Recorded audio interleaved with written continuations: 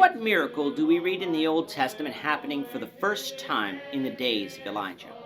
This is the question we seek to answer today as we continue our verse-by-verse study of the book of 1 Kings on walking through the Bible. Today we're going to be discussing 1 Kings chapter 17, verses 17 to 24. But before we do that, let's read the passage. If you have a Bible with you, turn to 1 Kings chapter 17, verse 17. If you don't have a Bible, don't worry. Just follow along with us on the screen. The version that we'll be reading from is the New King James Version. So 1 Kings chapter 17, beginning at verse 17.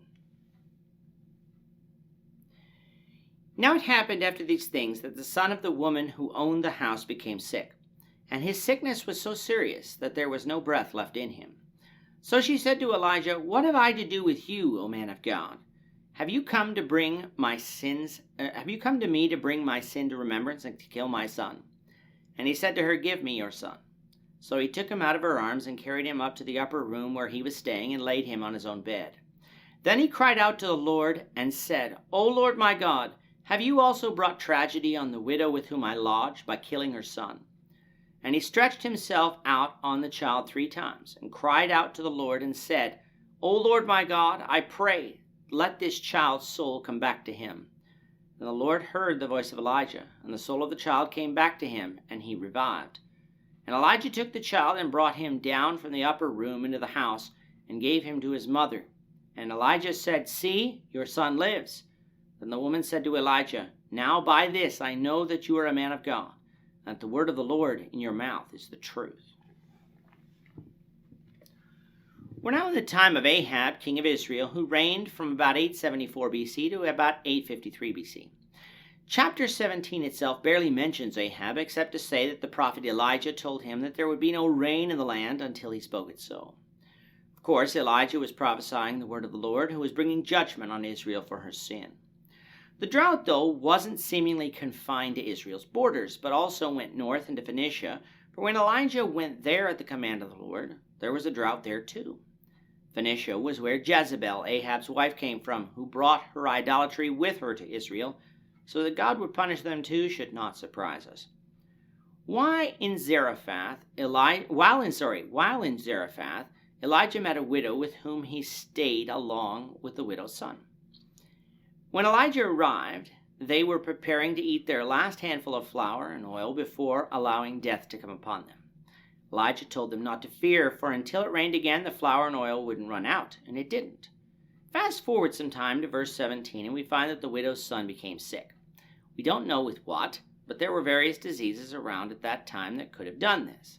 So sick was the son that the passage said that there was no breath left in him. Now, some would argue that this doesn't mean that the son died, but it could mean that he was in a coma. But from the language of what comes as a result of Elijah's prayer, we can be quite confident that what is meant here is that the son died.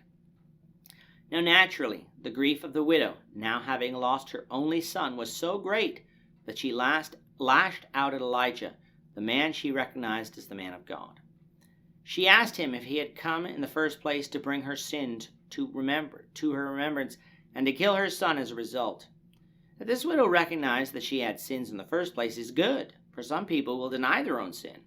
That she recognized that God could take her son as a result of her own sin is also good, in that she recognized the power of God to affect the living and the dead. Elijah, seeing her grief and knowing that his mission was not to come here to expose the widow's sin, asked for the body of her son, which he brought up to his own bed. It was there that he stretched himself out over the son 3 times, praying fervently to God for the child.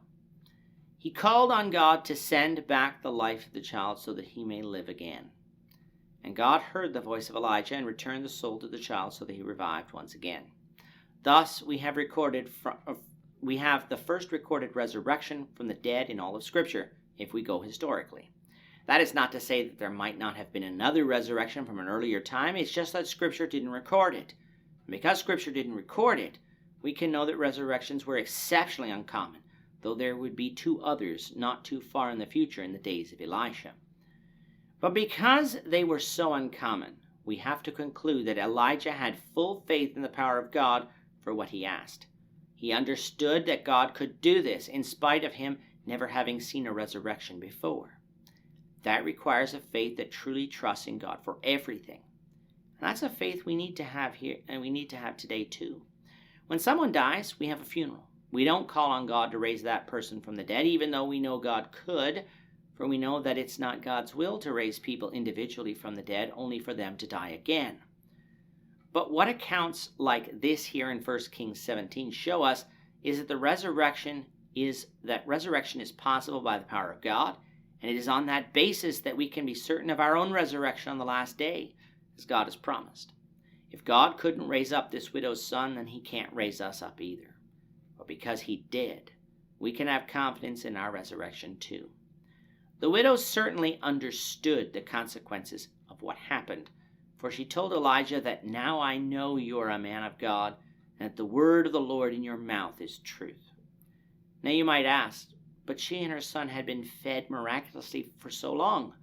Why is it this miracle that caused her to know for certain that Elijah's words are truth from the Lord? Because trickery could be had concerning the flour. Perhaps Elijah was unknowingly adding more flour and oil. The child was dead, and now he lived. Nobody could fake that miracle.